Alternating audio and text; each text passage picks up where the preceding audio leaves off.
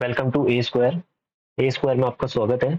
मेरा नाम है आकाश सिंह और आज है 9 मई और 9 मई 2024 के जितने भी महत्वपूर्ण राजस्थान करंट अफेयर है, साथ ही साथ राजस्थान की स्ट्रेटेजी के, वो आज अपन इस क्लास में डिस्कस करेंगे। तो लेक्चर को शुरू करते हैं अपने पहले क्वेश्चन के साथ।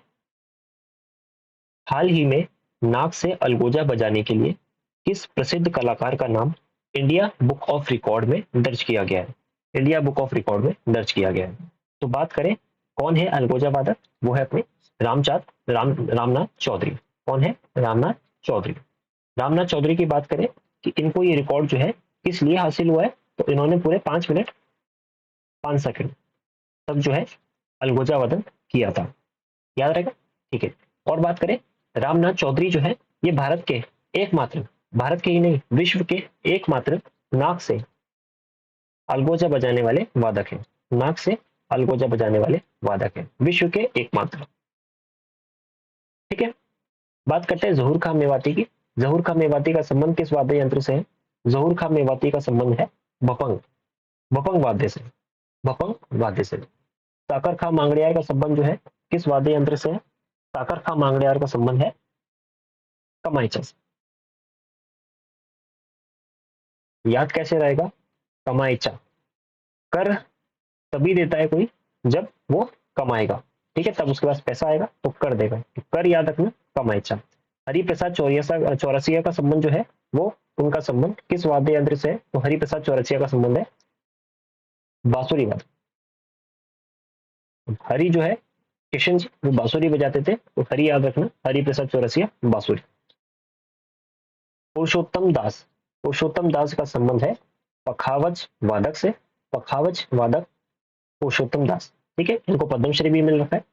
सदीक खां मांगड़ियार का संबंध जो है वो है खड़ताल खड़ताल वाद्य यंत्र से।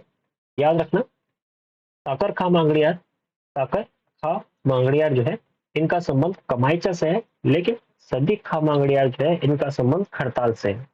ठीक है। बात करते हैं राजस्थान का प्रथम ध्रुपद गायक कौन है? राजस्थान का प्रथम ध्रुपद गायक कौन है? तो बात करें, राजस्थान का प्रथम ध्रुपद गायक है मधु भट्ट तेलम। मधु भट्ट तेलम। मधु भट्ट तेलम। राजस्थान की प्रथम मांड राजस्थान के प्रथम ध्रुपद गायक। ठीक है। बात करें इनके पिता का नाम क्या है? इनके पिता का नाम है लक्ष्मण भट्ट तेलम, पंडित लक्ष्मण भट्ट तेलम। पंडित लक्ष्मण भट्ट तेलम। अल्लाह जिलाबाई की लोकप्रियता का कारण है, अल्लाह जिलाबाई जो है इनकी लोकप्रियता का कारण क्या है? ये मांड गायिका है। मांड गायिका है, गायन शैली होती है मांड गायन, ठीक है ना। मांड गायिका जो है मांड गायिका है, ठीक है ना। मांड गायन एक गायन शैली है। बीकानेर की गायिका अल्लाह जिलाबाई किस राग गाने के लिए प्रसिद्ध है? कौन सा राग गाने के लिए प्रसिद्ध है? तो ये है मांड गायिका। ये क्वेश्चन रिपीट हो चुका है, लेकिन एक चीज नहीं पता लगी, ठीक है ना। पेपर में बार बार आता है कि अल्लाह जिलाबाई जो है इनका संबंध किस जिले से है? तो बीकानेर से है। मोस्ट इंपॉर्टेंट क्यों? क्योंकि बार बार पेपर में पूछा गया है। ठीक है। आगे बढ़ते हैं अपने नेक्स्ट क्वेश्चन की तरफ। हाल ही में केंद्रीय शुष्क क्षेत्र अनुसंधान संस्थान काजरी द्वारा खेजड़ी वृक्ष की कौन सी उन्नत किस्म विकसित की गई है? खेजड़ी वृक्ष की कौन सी उन्नत किस्म जो है वो विकसित की गई है? बात करते हैं काजरी की। काजरी की फुल फॉर्म है central arid zone research institute. Central arid zone research institute. इसकी स्थापना कहाँ हुई थी? इसकी स्थापना हुई थी 1959 में।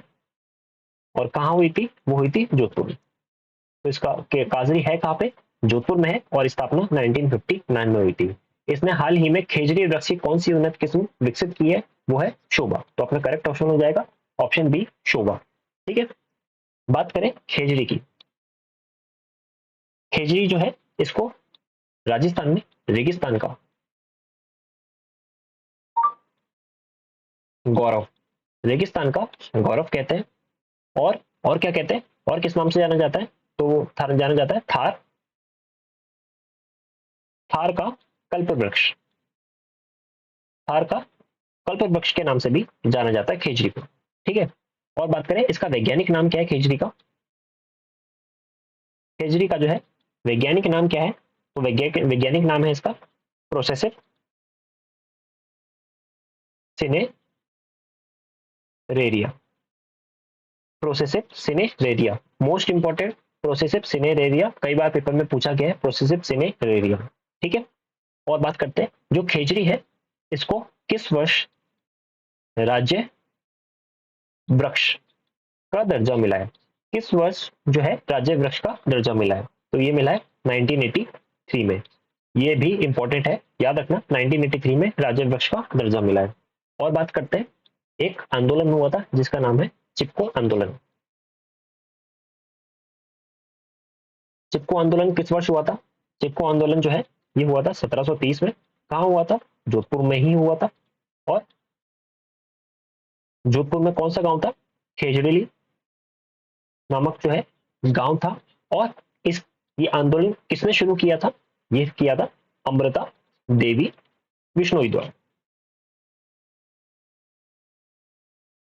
ये कुछ पॉइंट है जो याद रखने आप लोगों को चिपको आंदोलन से संबंधित। आगे बढ़ते बात करें जवाहर कला केंद्र कहाँ स्थित है, जयपुर में है, जिसकी स्थापना 1993 में हुई थी। जवाहर कला केंद्र जयपुर। राजस्थान संगीत संस्थान जयपुर में स्थित है। राजस्थान संगीत नाटक अकादमी, ये भी इंपॉर्टेंट है। अच्छा, अभी जितने भी अकादमी है इसमें से कुछ चीजों पे मैं स्टार लगाऊंगा क्योंकि ये बार बार पेपर में जो पूछी गई है, ऐसा नहीं है सारे इंपॉर्टेंट है, सारे इंपॉर्टेंट है इसके अंदर, ठीक है ना।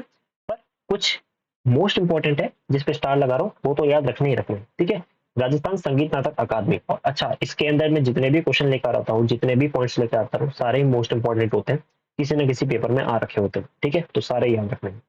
राजस्थान संगीत नाटक अकादमी कहाँ स्थित है, जोधपुर में। राजस्थान साहित्य अकादमी उदयपुर में। साहित्य से संबंधित जितने भी नाम आ जाए, अकादमी आ जाए, केंद्र आ जाए, उदयपुर में ही स्थित मिलेंगे आपको। बात करें एक पश्चिमी पश्चिमी साहित्यिक पश्चिमी साहित्यिक कला केंद्र, ये भी कहाँ स्थित है, उदयपुर में। भारतीय लोक कला मंडल उदयपुर में। अरबी फारसी शोध संस्थान उदयपुर में। अरबी फारसी शोध संस्थान टोंक में, ठीक है। राजस्थानी भाषा साहित्य एवं संस्कृति अकादमी, ठीक है। राजस्थानी भाषा साहित्य एवं संस्कृति अकादमी बीकानेर में, ठीक है ना। अरबी फारसी शोध संस्थान टोंक में। आगे बढ़े, आगे बढ़ते हैं। हाल ही में राजस्थान विधानसभा को पूरी तरह पेपरलेस बनाने हेतु केंद्र सरकार और राज्य सरकार के बीच में एमओयू किया गया है। इसमें केंद्र और राज्य सरकार के बीच हिस्सेदारी क्या होगी, ठीक है। तो बात करें एमओयू क्या होता है, एमओयू मतलब memorandum of understanding. Memorandum of understanding, memorandum of understanding मतलब एक तरीके का एग्रीमेंट। तो केंद्र सरकार और राज्य सरकार के बीच में राजस्थान विधानसभा जो है इसको पेपरलेस बनाने हेतु एक एग्रीमेंट हुआ है, ठीक है। और इसमें केंद्र सरकार और राज्य सरकार के बीच में क्या हिस्सेदारी होगी, तो बात करें केंद्र सरकार और राज्य सरकार के बीच में क्या हिस्सेदारी होगी, 60-40 की। मतलब 60% जो है वो केंद्र सरकार इसमें पैसा लगाएगी, प्लस राज्य सरकार जो है वो 40% जो है इसका पैसा लगाएगी, ठीक है।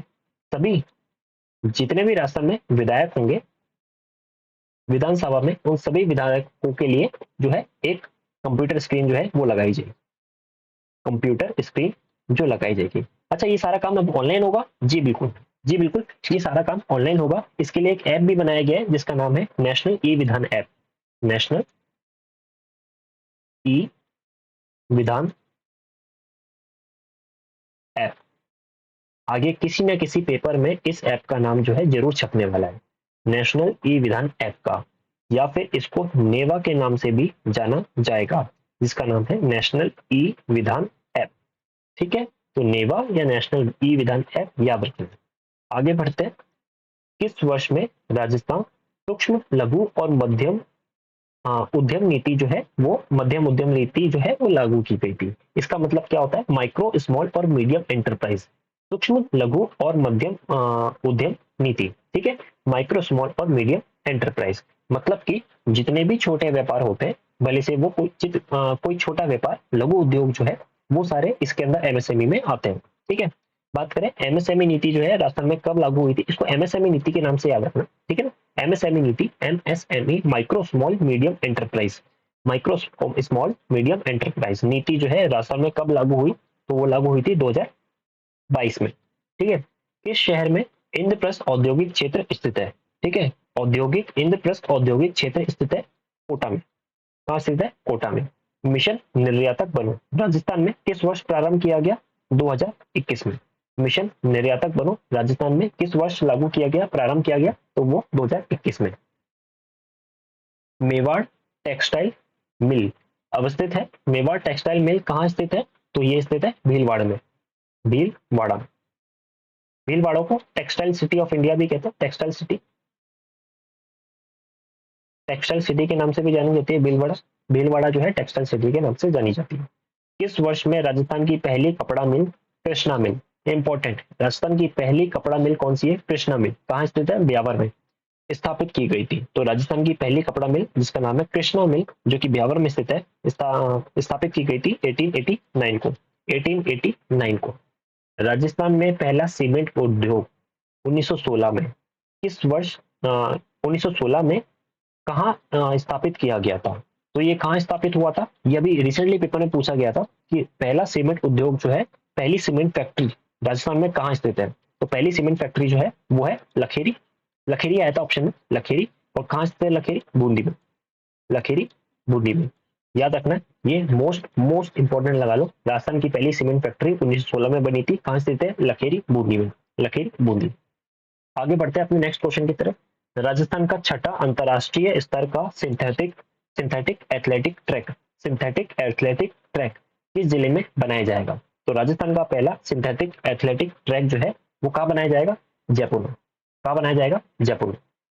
अच्छा गलत हो गया, जयपुर नहीं, इसको उदयपुर करना, उदयपुर में बनाया जाएगा। तो आपको करेक्ट ऑप्शन हो जाएगा ऑप्शन बी, उदयपुर में, ठीक है, ऑप्शन बी उदयपुर में। आगे बढ़ते हैं,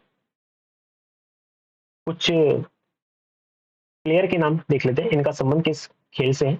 अवनी लेखरा का संबंध शूटिंग से है, पैरा निशानेबाज है, जयपुर से, कौन सा जिला है इनका, जयपुर है, ठीक है ना, ये जयपुर जिले से है। श्याम सुंदर स्वामी, श्याम सुंदर स्वामी का संबंध है तीरंदाजी से, तीरंदाजी से इनका संबंध है बीकानेर जिले से। कृष्णा नागर बैडमिंटन जयपुर जिले से है। सुंदर सिंह गुजर, सुंदर सिंह गुजर जेवलिन थ्रो, देखो श्याम सुंदर स्वामी तीरंदाजी से है, सुंदर सिंह गुजर जेवलिन थ्रो से। Devendra Jhajharia most important para javelin throw, इनका संबंध चूरू जिले से है। जिला याद रखना है इनका स्पेशली, क्यों, क्योंकि इनका जिला कई बार पूछा गया है। संदीप चौधरी जेवलिन थ्रो से है, झुंझुनू जिले से है। अपूर्वी चंदेला, अपूर्वी चंदेला का संबंध किससे है, शूटिंग से। अपूर्वी चंदेला का संबंध किससे है, शूटिंग से। कैसे याद रखना है, पूर्व, पूर्व दिशा होती है ना, पूर्व दिशा में शूटिंग, पूर्व में शूटिंग। दिव्यांश सिंह पवार, दिव्यांश सिंह पवार इनका संबंध भी किससे, शूटिंग से, इनका संबंध किससे, शूटिंग से। ये कैसे याद रखोगे, पवार, दिव्यांश सिंह पवार, इनका सरनेम क्या है, दिव्यांश सिंह पवार। वार, वार से याद रखना, वार करना किसी पे, किससे करना, शूटिंग, शूट करके, ठीक है, इनका संबंध किससे, शूटिंग से। भावना जाट, भावना जाट का संबंध है रेस वॉक से। अच्छा रेस वॉक होती क्या है, तो रेस वॉक एक तो होती है रेस दौड़ना, एक होती है वॉक चलना। इस तरीके से चलना कि वो फुल स्पीड में, मतलब एक इस तरीके से चलना कि वो तेज चले व्यक्ति, लेकिन रेस मतलब दौड़ने में ना आ पाए, ठीक है ना, वॉक भी करना और रेस भी करना, इन दोनों का कॉम्बिनेशन ही रेस वॉक कहलाता है। अर्जुन लाल जाट, अर्जुन लाल जाट का संबंध है नौकायन से। सरिता मोरे, सरिता मोरे का संबंध है कुश्ती से, इंपॉर्टेंट है, सरिता मोरे पूछा गया है कई बार पेपर में, कुश्ती से संबंधित है, ठीक है। भक्ति शर्मा तैराकी से संबंधित है, इंग्लिश चैनल पार किया था इन्होंने, इंग्लिश चैनल पार किया था, ठीक है। भक्ति शर्मा तैराकी से। Krishna Poonia discus throw. मंजू बाला, मंजू बाला का संबंध हैमर थ्रो से, मंजू बाला का संबंध हैमर थ्रो से। आगे बढ़ते, निम्नलिखित में से किस जिले में वेद पुस्तकालय की स्थापना की जाएगी, तो वेद पुस्तकालय राजस्थान में किस जिले में स्थापित होगा, तो बात करें वेद पुस्तकालय की स्थापना की जाएगी जोधपुर में, तो अपना करेक्ट ऑप्शन होगा ऑप्शन बी जोधपुर। जोधपुर की बात करें, जोधपुर में देखो पहले तो जय नारायण व्यास, जय नारायण व्यास विश्वविद्यालय है। और क्या है जोधपुर में, व्यास मेडिसिटी बनी थी अभी, व्यास मेडिसिटी बनी थी। और क्या बना था जोधपुर में? मारवाड़ मेडिकल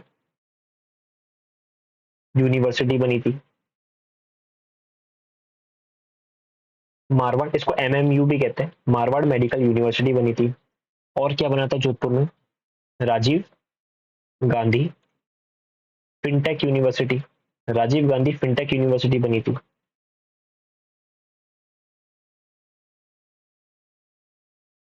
और जोधपुर में क्या है?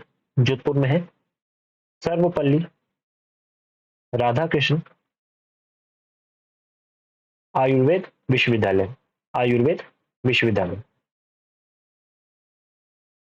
यहाँ पर ही centre of excellence for Panchakarma भी है, इसी विश्वविद्यालय में centre of excellence for Panchakarma, Panchakarma, centre for excellence for Panchakarma. Panchakarma मतलब जो हमारा जो शरीर है वो आ, उसके लिए जो आयुर्वेद के अंदर जो है वो पंचकर्मा, जैसे कि अग्नि, वायु, आकाश, पृथ्वी, ठीक है ना, तो इन सब चीजों से जो है हमारा शरीर मिलकर बना है, ठीक है ना। तो सर्वपल्ली राधाकृष्ण आयुर्वेद विश्वविद्यालय यहीं पर ही centre of excellence for Panchakarma भी है, ठीक है।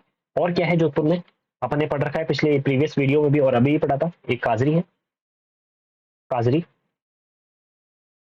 जो कि 1959 में बनी थी। प्लस आफरी एरिड फॉरेस्ट रिसर्च इंस्टीट्यूट, जिसकी स्थापना हुई थी 1988 में, दोनों ही जोधपुर में। आगे बात करते हैं जोधपुर जिले की। बात करें जोधपुर की, जोधपुर जिले का अन्य नाम क्या है? अन्य नाम, किस नाम से जाना जाता है जोधपुर जिला? पहली बात तो मारवाड़, मारवाड़ के नाम से जाना जाता है। एक सूर्य नगरी, सूर्य नगरी, सूर्य नगरी के नाम से जोधपुर जाना जाता है, ठीक है। बात करते हैं इसकी स्थापना। देखो अपने जयपुर की स्थापना पड़ी थी, वो कब पड़ी थी? 1727 ईस्वी में। बात करें जोधपुर की, तो जोधपुर की स्थापना हुई थी 1459 में, 1459 ईस्वी में, ठीक है, 1459 ईस्वी में। और किसके द्वारा की गई थी 1459 ईस्वी में? राव जोधा द्वारा, राव जोधा द्वारा। जोधपुर जोधा नाम से पता लगा, ठीक है, राव जोधा द्वारा। प्रमुख मंदिर की बात करें, प्रमुख मंदिर, जोधपुर में प्रमुख मंदिर की बात करें, सचिया माता, सचिया माता मंदिर जो है यह स्थित है, सचिया माता मंदिर स्थित है। लेकिन पेपर में आता है ओसिया, ओसिया जोधपुर।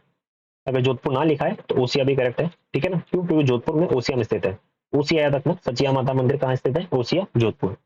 और बात करें प्रमुख दुर्ग की, प्रमुख किले या दुर्ग, तो जोधपुर में मेहरानगढ़ दुर्ग स्थित है, मेहरानगढ़ दुर्ग, जिसकी स्थापना कब हुई थी? 1459 ईस्वी में। और किसके द्वारा? राव जोधा द्वारा। मेहरानगढ़ दुर्ग जो है इसके अन्य नाम क्या है? इसका अन्य नाम चिड़िया टूक दुर्ग, चिड़िया टूक दुर्ग। अब चिड़िया टूक दुर्ग क्यों नाम से जाना जाता है ये? क्योंकि ये दुर्ग जो है वो चिड़िया टूक पहाड़ी पे है, चिड़िया टूक पहाड़ी पे स्थित है ये दुर्ग। मयूर ध्वज के नाम से भी जाना जाता है ये दुर्ग, मयूर ध्वज के नाम से भी जाना जाता है। आगे बढ़े, और क्या स्थित है जोधपुर में? और है उम्मेद भवन, उम्मेद भवन, या इसी का अन्य नाम है छीतर पैलेस, छीतर पैलेस। छीतर पैलेस के नाम से क्यों जाना जाता है ये? क्योंकि छीतर पत्थर से मिलकर बना था, छीतर पत्थर से मिलकर ये बना था, ठीक है। इसकी स्थापना कब हुई थी उम्मेद भवन की? 1929, 1929 ईस्वी में, 1929 ईस्वी में। और किस लिए हुई थी? उम्मेद सिंह द्वारा, राजा उम्मेद सिंह ने की थी। और क्यों की थी? अकाल राहत के लिए, किस लिए की थी? अकाल राहत के लिए। तो पेपर में आता है निम्नलिखित में से किस भवन का निर्माण जो है वो अकाल राहत के लिए किया गया था, तो करेक्ट ऑप्शन होगा उम्मेद भवन। आगे बढ़ते हैं जोधपुर के बारे में।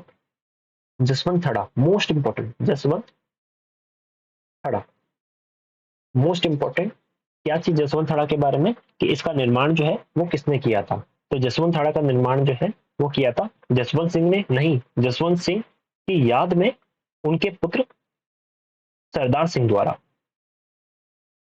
सरदार सिंह द्वारा। तो जसवंत सिंह भी नाम याद आता है पेपर क्वेश्चन में, ऑप्शन में, पर जसवंत सिंह की जगह सरदार सिंह लगाना है, इंपॉर्टेंट। जसवंत थड़ा जो है वो राजा सरदार सिंह द्वारा जो है वो बनाया गया था। एक और चीज याद रखनी है जसवंत थड़ा से संबंधित, इसको राजस्थान का ताजमहल भी कहते हैं, इसको राजस्थान का ताजमहल भी कहा जाता है, राजस्थान का ताजमहल भी कहा जाता है। ठीक है। जोधपुर में एक खंबा महल भी है, और क्या है, काजरी है, और क्या है, राजस्थान संगीत नाटक अकादमी है। राजस्थान संगीत नाटक अकादमी की स्थापना कब हुई थी, 1957 में, 1957 में। एक याद रखना है, यहाँ की एक हस्तकला है, हस्तकला, जिसका नाम है बादला। यहाँ की एक हस्तकला है जिसका नाम है बादला। अब ये बादला क्या होता है, बादला होता है जो जस्ता होता है, जस्ते से निर्मित ठंडे पानी का बर्तन, ठंडे पानी के बर्तन, जस्ते से निर्मित ठंडे पानी के बर्तन बादला कहाँ के प्रसिद्ध है, तो ये अपने जोधपुर के हैं। याद रखना, बादला जो है हस्तकला कहाँ की प्रसिद्ध है, जोधपुर की। आगे बढ़ते, 16वीं राजस्थान विधानसभा की 4 समितियों का गठन किया गया है। 16वीं विधानसभा राजस्थान की 4 समितियों का गठन किया गया है। निम्नलिखित में से कौन सा कथन सही है, कौन सा कथन सही है। ठीक है, तो बात करें, राजस्थान में 4 वित्तीय समिति होती है, जिसका एक का नाम है जनलेखा समिति, एक का नाम है प्राकलन समिति क, प्राकलन समिति ख, और एक है राजकीय उपक्रम समिति। तो राजस्थान में टोटल 4 वित्तीय समिति है, जनलेखा समिति, प्राकलन समिति ख और राजकीय उपक्रम समिति। याद रखना, जनलेखा समिति जो है इसकी अध्यक्षता किसके पास है, टीकाराम जूली के पास। प्राकलन समिति जो है अर्जुन लाल जिंगर जीनगर, और प्राकलन समिति ख जो है श्रीचंद कृपलानी, और राजकीय उपक्रम समिति जो है वो है कालीचरण सर्राफ के पास। ठीक है, याद रहेगा। आगे बढ़ते हैं, राजस्थान के विधानसभा अध्यक्ष जो है कौन है, वासुदेव देवनानी। इन्हीं के द्वारा बताया गया था कि राजस्थान जो है, राजस्थान विधानसभा वो अब पेपरलेस बनने जा रही है। राजस्थान विधानसभा जो है अध्यक्ष कौन है, वासुदेव देवनानी। राज्य मुख्य सूचना आयुक्त कौन है, डीबी गुप्ता, देवेंद्र भूषण गुप्ता, देवेंद्र भूषण गुप्ता।